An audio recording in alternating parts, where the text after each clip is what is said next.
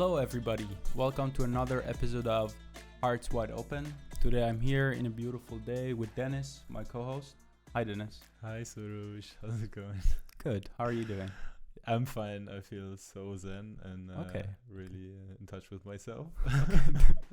That's very good because today we are here to talk about a recent experience that Dennis had, I think last week or 2 weeks ago, that he had been to a men's retreat. So we are here to talk about the experience that he had and see how it helped him or how it affected him. So maybe first, for the people who don't know what is a men's retreat, maybe you could briefly say, what is it? What's going on? What's the purpose? Briefly. Yeah, so I think the concept of a women's circle is maybe more familiar to some people. So like where women come together and they talk about the things that move them in life, share experiences. So a men's retreat is basically like not a woman's circle, but a men's circle, and then stretched over 5 days. And there's a lot of different types of activities and things that you go through experience-wise. That is not only limited to sharing your experiences with others, but also to have this really individual journey with yourself, to be honest. And then you go through that together with a group of other men. Okay, so I think that's a good introduction. So everybody's on the same page, what happens in a men's retreat. So before we start going much into details, I'm curious to know what motivated you to go to a men's retreat and how did you find a men's retreat?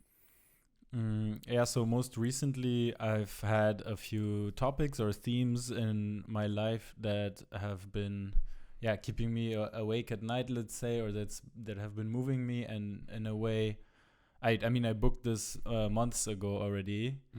And already then I was like, okay, this could be a really cool opportunity to discover some things about myself, to understand myself better, to maybe see how I want to go about these topics that were in my head and that I was dealing with. And maybe I hit a point where, I wasn't sure like what to do with them. Okay. So that, and then, how I found out about the men. But how before you find how specifically you're like, I have to go to a men's retreat, because I remember you were talking about one of your friends going to a men's retreat. No, actually, it was a woman who was talking about emotional release session that she went to. Okay. So that already sparked an interest, and emotional release was also part of this retreat, like one of the agenda points, let's say. But initially I was looking for a men's circle in Amsterdam. Yeah. So like I just wanted to, like, because I was a bit stuck with my topics, I wanted to talk to other men who are also going through similar things and just share experiences. Like also when you and I meet and we talk about our struggles or things that we have in life right now, like in this podcast, but also outside of the podcast. Yeah. I wanted that, but then with stranger men who I wasn't like emotionally connected to. Yeah. And so I was looking for that, couldn't really find something that sparked my interest, and then I started seeing ads online because of my search behavior. Okay. Cookies and stuff. That there's like men's retreats, and they were all in the Netherlands, a bit more on the pricier side. When I say that, I mean like around the 2,000 euros for a week. Ooh. And then I found out about this German one also through this friend of mine. Also, she, like, the emotional release was also organized by I think the same people. Yeah. And so that one was like half the cost, and in Germany and in German, and German is my first language, so I felt like, okay, this could actually be really cool experience. Yeah, exactly. And then I just signed up not knowing what would exactly happen. Right. I didn't know the agenda points on forehand. I knew there was some points like, I don't know, breathwork, meditation, yoga. There's a sauna. There will be emotional release, dance, fight, play. Lots of mobility and movement-related things. But I didn't know how this whole agenda would play out and like the kind of experience I would go through. Yeah. So it was a bit just jumping in the unknown because I was also really interested. And then we decided to do this podcast around the similar time, around that time as well. And I was like, okay, cool. This might also be valuable. And then now we're talking. Interesting, like yeah. Now here we are. A while later, we're talking about the experience. Yeah, indeed. Okay. So, okay, I have another question, but maybe I will ask at the end because I think it's also an interesting thing to conclude and to talk about. But yeah, let's dive deeper into your experience in the men's retreat. Maybe you can let us know on the first day you arrived, how did it look like? Were you nervous? How was it? Yeah, I actually got really nervous the time building up to the retreat. I can imagine. So like packing my things, getting on the train, going near Berlin, and then like I was already there 2 days early, so I was spending some time in Berlin, and then just thinking, okay, in the morning of the retreat I was leaving, and I was like, okay, it's like now I'm entering something and I have no idea what will come out of it. I don't know who the other men are. Like we had a group on Telegram where we all introduced ourselves, but other than that, I have never met any of them. Yeah, didn't know what the vibe would be. So yeah, super nervous, and then started meeting some of them. I was the first one to arrive, and then I saw like how people are also arriving. As always, you are the first one to arrive. Yeah, it depends. But since I had I came from Amsterdam as well, I planned everything that I would be on time. Yeah. And luckily the trains in Germany were working that day. Yeah, so super nervous building up, and then also the first day, like everyone arriving, I was a bit not sure how to behave. Like the organizers were like going into really deep and long hugs, and I wasn't expecting that. So like you guys. Yeah, like I was the first one to arrive, so there was only the three hosts basically. Okay. Yeah. And then I came to each of them, said hi, and then one of them, he gave me a really long and deep hug, and I really wasn't expecting that, and it was quite intriguing to me. I had this like, okay, I don't even know you. What is this? But then like as he was holding on to me, at some point I released something, and then I was also going in like.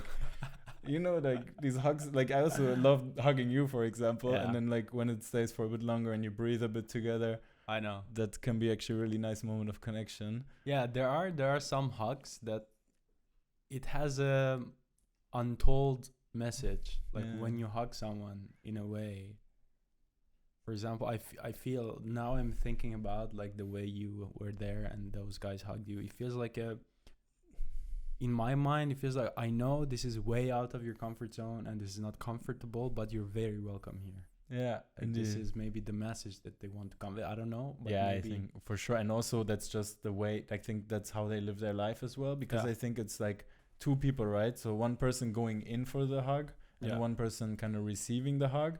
Okay. But I think you both, if you want to get the connection from the hug, I think one side needs to send this vibe and the other side needs to be open to receive it. Yeah. Otherwise you can always like be like, oh, I'm uncomfortable with it, and give the hand, you know? Okay. And this also happened with other participants, because then I was like, all right, this is the place to hug. And then other participants arrived and I was going in for the hug, and some of them were giving the hand, and then like, this is interesting to observe. It is interesting. Yeah. Because people come with different expectations, different backgrounds, and I can imagine it can be very comfortable for people to be there you're walking into something that's, well, ideally you would open up yourself to a certain level. Yeah. Okay. But it's a process. So like on the first touch point, like this one guy came like really nicely dressed with a nice car directly from work. Oh. And he came and it's like, but then hello. It's really interesting how people arrived, and then everyone was still a bit insecure and shy. And then on the 5th day, when they left again, everyone was way more like relaxed and open, and I said goodbye with a hug to everyone, like, and that was not even a question. That's good. So there's also this transformation as a group and individually that happens throughout the retreat. Yeah, like the first day was like basically arriving and starting. It's always a little bit awkward the first times. Yeah, okay. So this was the introduction. You got into the zone of the retreat. Yeah, probably got to know them a little bit. Yeah, there was the opening ceremony where we all shared our themes and also our motivations why we're there. And we brought some personal items to remind us about our masculine and feminine energies. Okay. And like, those items reminded of us of strong feminine or masculine people in our life, or like who represent that energy for us. Interesting. Okay. So like bringing something from your home as well, and we put them all together, and they stayed in a room, so you can go back to that and just ground yourself, see something familiar while you're in a space where nothing is familiar. Because it's what was the goal for this? To have a symbol of someone that you look on to, be there with you. Yeah, basically bringing someone with you through an item that you relate with masculine or feminine energy. I like the idea. Yeah, like a kind of a role model when it comes to masculine or feminine. Yeah. So, and it's also nice because it was a men's retreat, but there's two energies, masculine and feminine, and all in a man and in a woman there's also masculine and feminine energy. So you can really separate that from the gender, let's say. Yeah. By gender, everyone was a man who was there. Yeah. But those energy, like I as a man also have a feminine energy that I want to embrace, and also a masculine energy that I want to embrace. And I think you actually have to tap into both of them. Yeah. I think so too. Yeah. Okay. Interesting. Okay. I think this is a very good way to at least comfort a little bit. I think what they did in the first day is try to make you feel a little bit comfortable. Yeah, for sure. You are welcome here. Also a bit of a meditation together, like nice music, like very calm, and just also like kind of a sharing circle. Okay. We got to know each other a bit more through that. Okay. And I assume during the next days you had some exercises or things that you did together or maybe individually. Yeah, so one thing also really interesting that I forgot to mention is that we left our phones for the week. So for the week.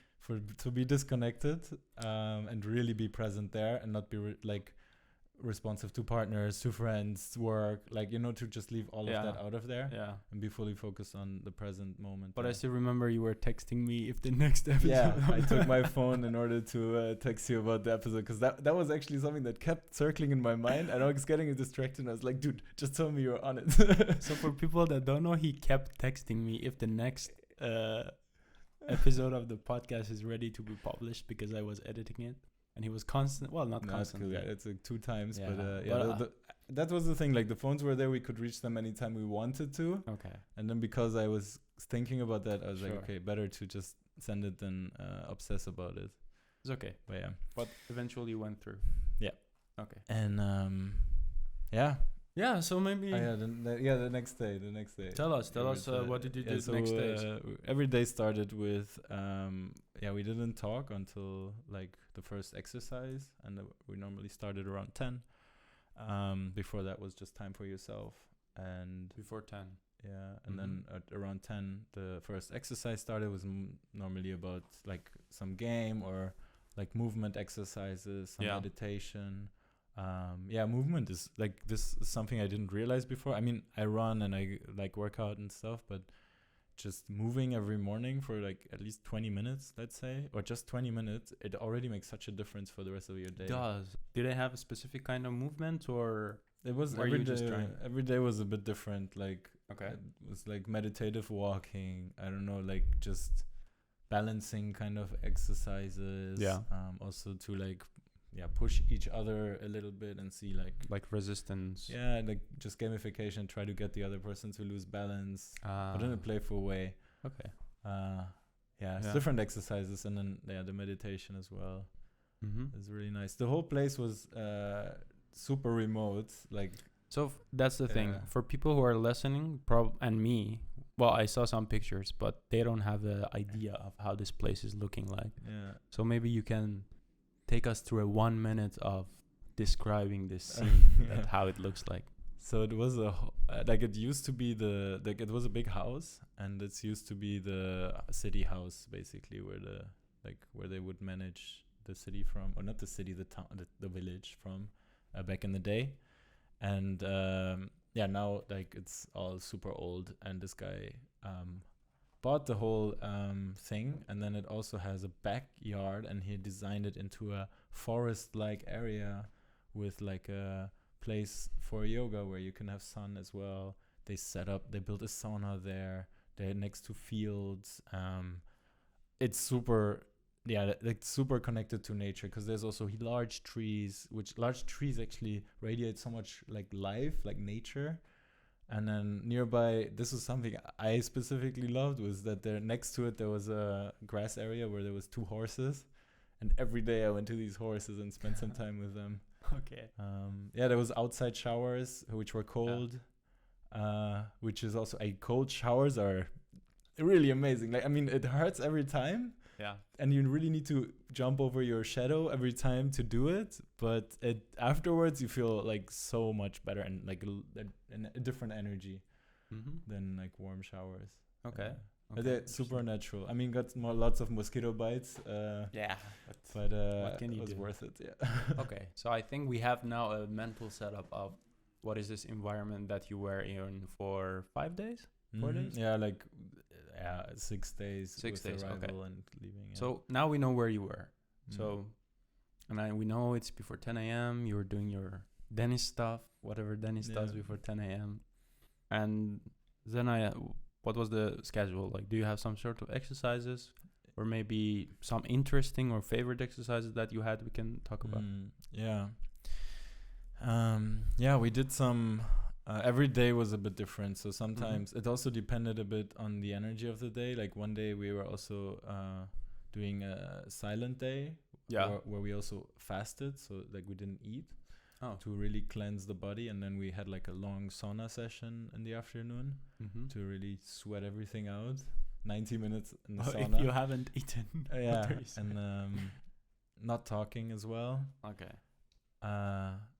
So that was a really peaceful day. Maybe my favorite day. And this day we didn't have heavy exercises or like high energy kind of things, because obviously we didn't eat, so it should be more calm, let's say. And that was my favorite day, I think, because in the first 2 days I felt a bit the pressure of, I need to connect with people, I need to talk, but then I had this internal process going on. Felt a bit under pressure, and then they were like, okay, tomorrow is day of silence, and I'm like, yes. Nice. Why did you feel the need to connect with people? Because a lot of people, like, we had all these different personalities there, and a lot of people had like high energy, and they wanted to connect with everybody, and they were always talking, and there was people with guitars playing music all the time, which was super nice. But I felt a bit pressure that I also need to join that vibe, although I was really inside myself and going through my own journey. But then after that day of silence, when the next day was not day of silence, I felt more okay to just like be myself, and I don't know, I just felt more comfortable, which is interesting. Like the longer I stayed there, the more comfortable we all got with each other. And during this day of silence, you said you didn't talk to each other. No, I mean, we would communicate with our eyes or with a smile or like nodding, but no talking. What were you communicating about? With the nodding, like it was just good morning, like without saying it. When you like look at somebody and shake your head, or like just a look that you feel appreciated. You look good today, like without saying it. So you don't know exactly what the meanings were, but it was like nonverbal communication, if at all. Like it was also okay to just look at the floor and leave. Do you remember one of these looks that you got? Yeah, actually, I was walking down the stairs from the house, and this guy was walking past me, and we shared a really deep look, and I felt like I was like, I appreciate you, and I felt like he also appreciated me. What do you think the look was about? If in your mind, what did you hear, even though it was non-verbal? Like one of my friends says this sometimes, but basically like, you're a good man. Okay. I feel like I like that. Interesting. Yeah. Okay. Yeah. So you heard you're a good man. Well, something like that, yeah. And what did you want to communicate with the guy? same? Okay, that you're a good man. Maybe I was also just reflecting my own look, but No, that is interesting. Yeah. I think this is what you wanted to hear. Yeah. And at least something that you wanted to communicate to that man. Okay. And then like some like not every day was day of silence, but some of the other days we were more active in the afternoon, like some dance exercises. Yeah, maybe you can give us an example of one of these more active exercises that you enjoyed. Yeah, one was the dance one, because I'm actually a shy dancer, I would say. and I used to not be able to dance without drink or like intoxicating. Okay. Yeah, I don't know what you're thinking, but I'm just thinking of a couple of drinks. Yeah. But yeah, I was not really comfortable. So you felt like you have to drink before you were able to dance. But with this dance, like the whole vibe was very comforting. We also started blindfolded. So you started dancing blindfolded. Yeah, okay. so doing that blindfolded and knowing everyone else is blindfolded, I feel like more free to do stuff. And then when the blindfolds came off, I was like, then I just kept the same energy, and I was like, this is one of the realizations where, like, man, like dancing, moving your body, shaking, like letting loose and shaking your, but like just like shake it off, you know. This is the time we end the podcast and start dancing. It's like, yeah, but like just move whatever. And dancing is not even something like nowadays we're like, all right, I'm gonna take a dance lesson. I'm gonna dance. I don't know, waltz or salsa or whatever, you know. It doesn't have to be complicated. No. For me, this is one of the things I like about techno, because nobody really look at you in the way you dance, and you dance very freely. So it's a very free form of movement for me. Yeah. And this is the feeling also, I think, when you say we were first blindfolded. I think a lot of people feel uncomfortable being watched while they are dancing. I was one of those people. Does this look cool enough? Yeah. I remember, so in my family, we never danced. Really? No. Oh, in my family, in Iran as well, we danced so much. Well, at least in my parents, like close family. Yeah. And I remember growing up, it was at a stage that I found it weird for myself to dance. You know? I was like, whoa. I wanted to, but I was like, well, yeah, I'm never going to dance in front of my parents. I feel you, man. As a child, we didn't dance in Germany, but then when we went to visit family in Iran, there was like this party, and I was like, exactly. And they pull you to the dance floor, and you're like, okay. It was not that they were encouraging. Like, I remember I was at the wedding, and my dad told me, oh, Soroosh, go dance. So I'm never fucking dancing in front of you. But now it's different. Now it's a different game. Yeah, but actually, it's just about like breaking that hurdle and just letting loose, basically. Yeah, because honestly, people are not watching you. At least 90% of the time. I think people are not watching you. People are minding their own business. So you might as well just dance. And even if they're watching you, I think they appreciate more that you dance than if you would like not dance. True. I remember with a close friend of mine, we went to a bar, and then we had some drinks, and then she wanted to go home. I was like, yeah, let's go dancing. We were dancing inside. And I knew the songs. And when I know the songs, I just love it. I don't have to even have drinks. I just dance to it. And we were dancing so nice that at the end, when we stopped, there were a bunch of Indian people that they start clapping for us. Wow. Okay. That you guys dance so good. And such a beautiful couple. And I was like, we're not a couple. But it was so nice to be appreciated. Even not, we really enjoyed it. And that, for me, dancing is a form of self-expression. And I don't care if you're looking at me, because I'm self-expressing. I'm not expressing myself to you. It's different. If you're dancing in a competition or if you're dancing for other people, then But if it's a self-expression, I enjoy dancing. And that I don't know. But let's get back to the topic. So... Dancing.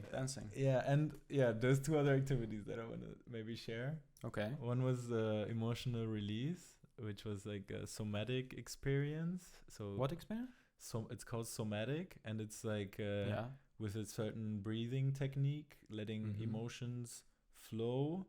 Yeah. And then it's also with a bit of meditative. Like it's a mixed experience that allows you to let your emotions that you're feeling and that maybe are stuck inside you get released. So this is the emotional release part.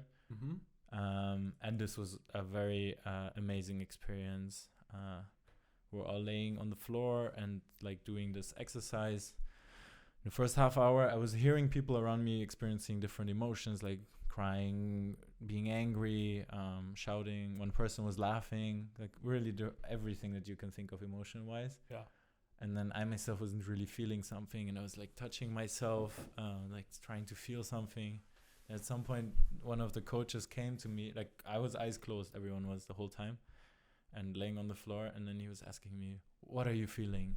And I was expecting like anger or frustration or sadness, but I was just feeling like small bits of happiness and love and like that. And then he was like, "Okay, so feel it, let it run."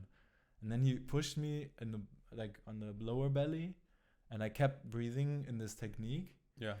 And then he pushed a bit deeper and deeper. It was actually a bit hurting, but then all of a sudden something got released, and I felt like this tingling in my fingers. Yeah. And then it took my whole body, and I was just feeling happiness and love. And I think this is the feeling I would describe as letting love flow through you.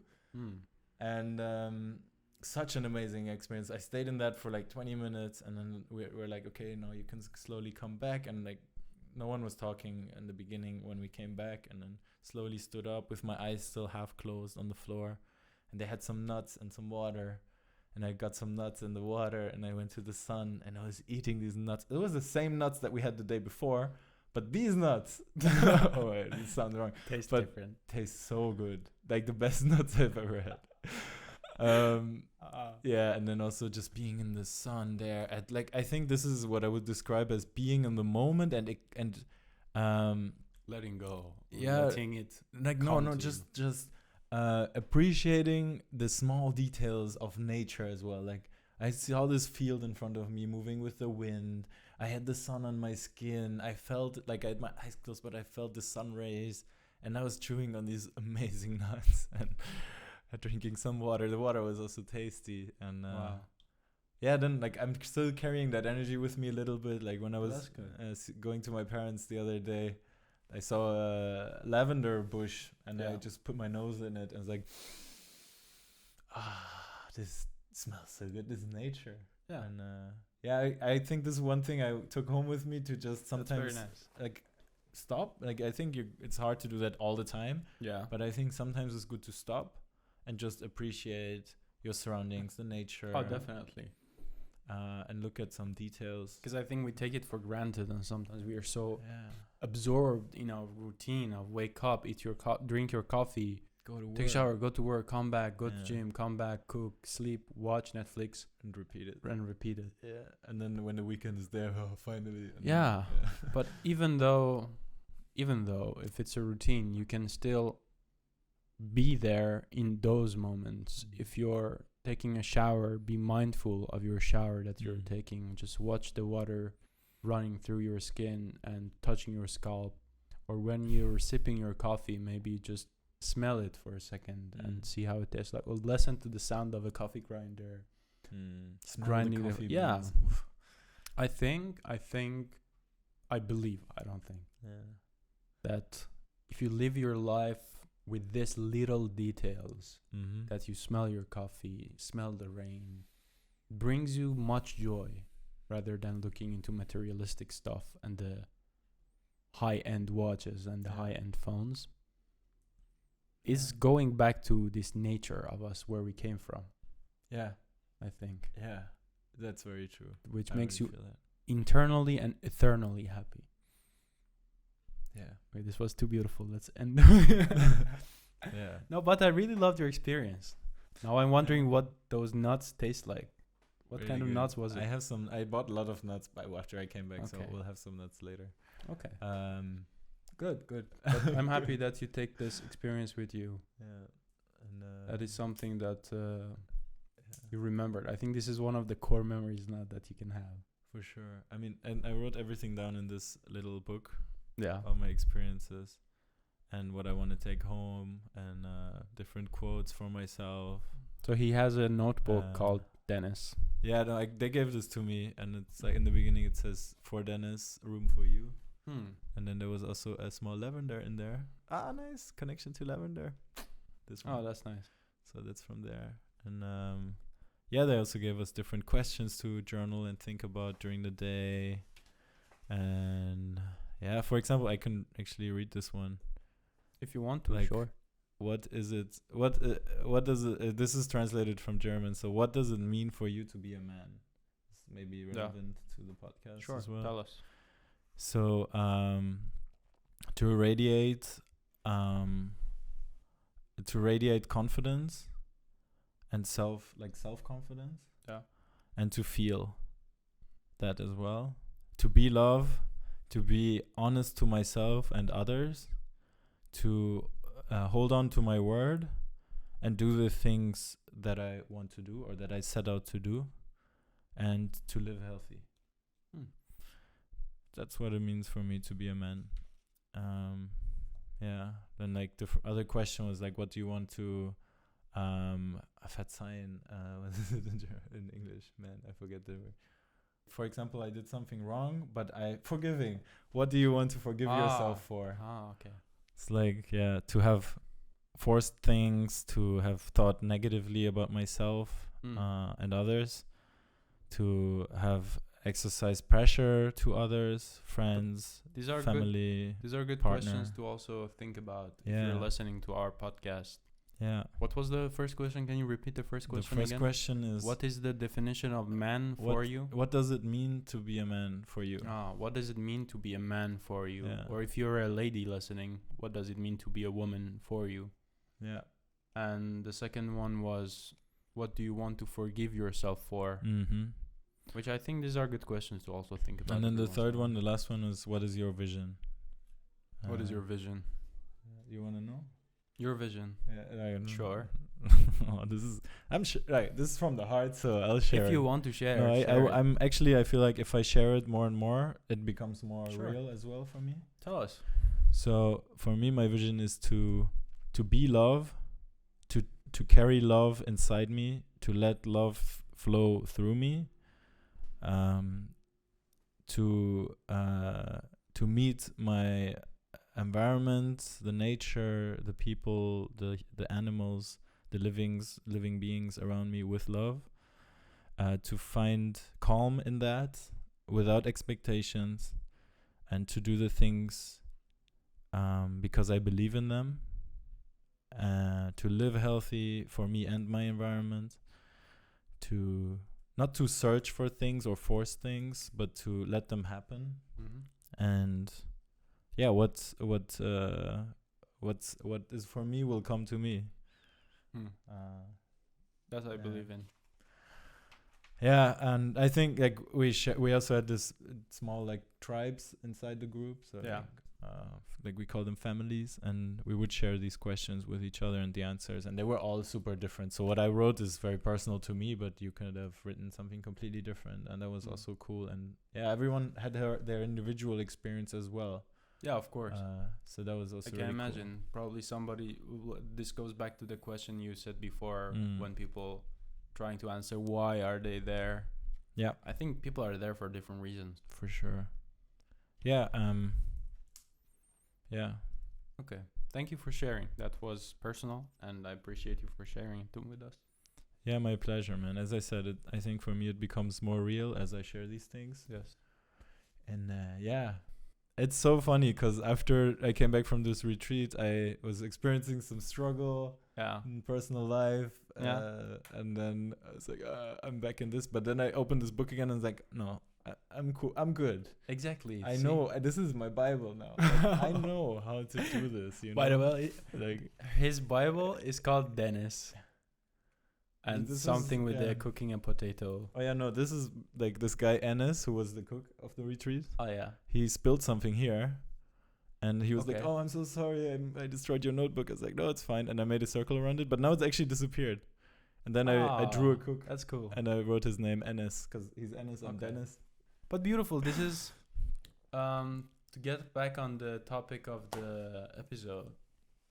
This is, I think it's a good segue on, I wanted to ask you, what is something that you took away with you after coming back? And this is what you mentioned that, because I know what are your struggles. I don't want to necessarily share them, but maybe I just want you to know, I want to tell you right here, in this microphone, that if it's meant for you, it will come to you. Yes, I know. And never try to hold on to something. Because if it's yours, even if it goes miles away, and if you go miles away, it will fly back. And if it doesn't, let it go. And I know this. Like, honestly, I know this. And I appreciate you for telling me, because it also, like, hits different if you hear it from your good friends and surroundings. Okay, of course. Happy to hear. Yeah. Well, great. Yeah, one other exercise we did, maybe Sure, tell us about the last exercise. It was fighting each other. Well, no, we cannot share this kind of, but not in a violent way. It is called play fight. It's play actually fight. something. Yeah, it's a common technique, I think, of fight. Okay. And it's not about fighting against each other, but with each other. Fighting, not against each other, but with each other. In a playful way. And the last time I fought someone was maybe when I was 15, and it was my little brother. But that was, I assume, not in a playful way. Well, I never wanted to properly damage him. That's for sure. But you did. No, I'm kidding. But no, I mean, you know him. He's, like, both of them are fine, I think. They are fine. And I would not I would not fight with my 7-year-old younger brother. That would be like, he's a small child. We beep out this part of that. No, I'm kidding. So you were telling about the play. It's a playful kind of fighting. Yeah. So what do you do? Like, we basically got one partner, and it was a whole ceremony, and there was also rules and like red flags. You cannot do this, you cannot do that, and you have to respect the other person. We would talk about our, like, if we had any injuries or some part of us was more vulnerable, to like be careful with that. And then we would every fight was different. I really like to make some poses as well, and like be gentle with my opponent, or like implement some technique of dance in there. And it was really just like a play. I also did like some Persian hand movements from dance. Sound like dancing. It is, like, it's play fight, so this kind of thing is cool. And especially if the other person, like, there's moments when the other person gets they're a bit aggressive and maybe ego hits, but then if the other person responds with dance moves, it really flies away really Interesting. quick. It was really good because a lot of things got released as well that were stuck in my body for a while. And I think fighting in a playful way, I mean, fighting way back when, like, let's say 3,000, 4,000 years ago, you needed to fight daily to get your food, to maybe like win against another tribe or something like that. So I think it's a human instinct that we're now suppressing, because it's not cool to fight. Like, you don't get aggressive, don't fight someone. But if you do it in a controlled setting, where like no one's getting hurt, and you're like doing that, it can be a really beautiful experience. Okay. So yeah, that was one of my favorite moments as well. Interesting. Playful fight. Okay, I'm interested now. I probably have to look into more. Yeah, I can really recommend anyone to go to a retreat. I mean, every retreat is also different, and depending on who organizes this type of retreat. Yeah.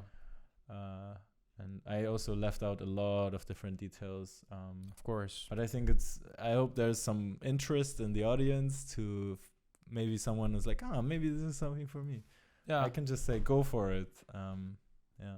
I think it's out of your comfort zone, but I think it's I would try it. Now I'm very curious. I also told you that I really want to know what was your experience. I think it's a step toward like a self-discovery journey, and also like navigating your emotions and feelings and stuff like this, maybe connecting more to nature like Dennis did. And I think it takes you away from your daily routine and your weekly life with your work or study or stuff like this, to look into yourself, or people who are like you, who are open into navigating themselves. And I would definitely recommend it to look into doing stuff like this. Yeah. Which brings me to a question that we have from our audience. All right. Yeah, shall we?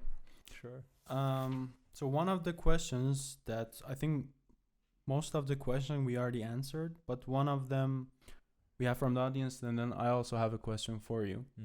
So somebody was interested on, well, if you know, even if you can share, because at the end I get it that some of these stuff are personal, on how does the partner of that person or guy can help maybe. Yeah, if you have any experience on how did the partner help them through this process or before or after this process, you can share with us. Yeah. Very interesting and very good question. And I myself know that if I really believe in something, I like try to push it on, like even on others. And this is something I forgive myself for, and this is something I want to like really take a backseat in, because I think the most important thing is to give your partner space. And it's cool to suggest to your partner to participate in such a retreat. And especially if you see that your partner is stuck or cannot like move, or maybe it would be helpful for him to talk to other men about his path or where he's going.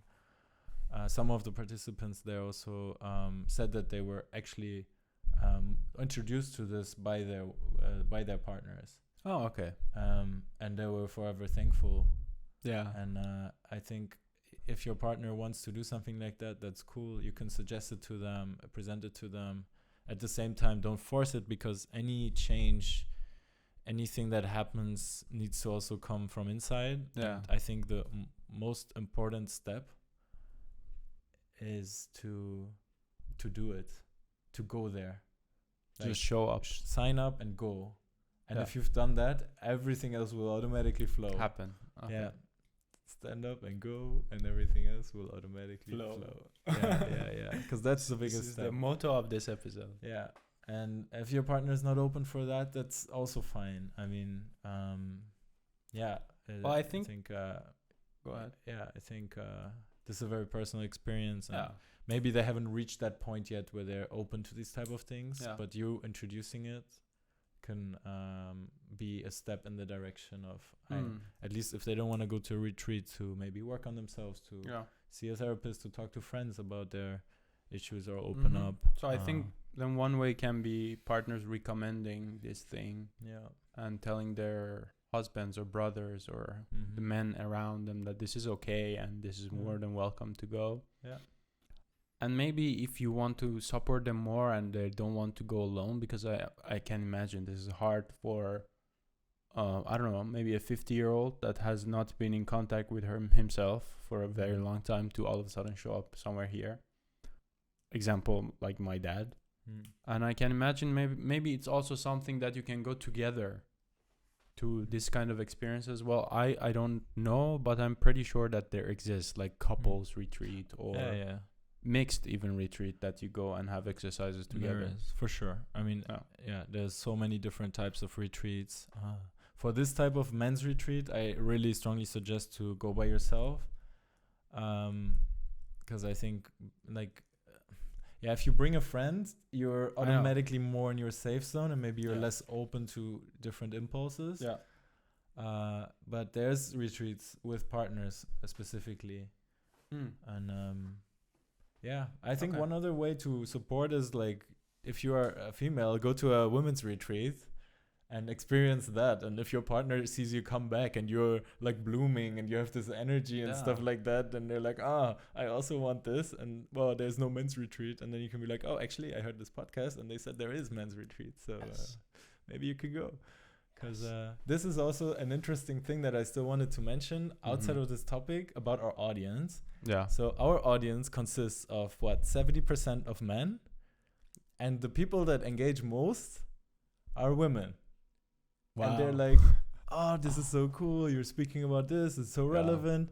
And I think, but at the same time, the majority listening are actually men. And this was also something with the retreat. They said that it is way harder to fill a men's retreat than a women's retreat.